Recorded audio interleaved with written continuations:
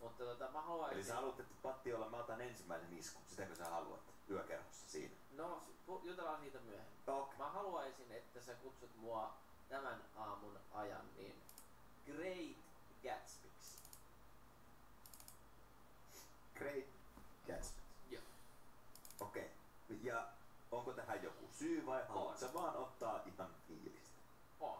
No mikä se syy on? Tai no, fiilistä se periaatteessa on, mutta meille... Kerro Great. Voiko sitä vähän lyhentää, kun se on vähän pitkä? No toi on toi. GG. Tai sitten sä voit kutsua mua... Kerro GG. Ei. Okei. Kyllä se pitää... Great G.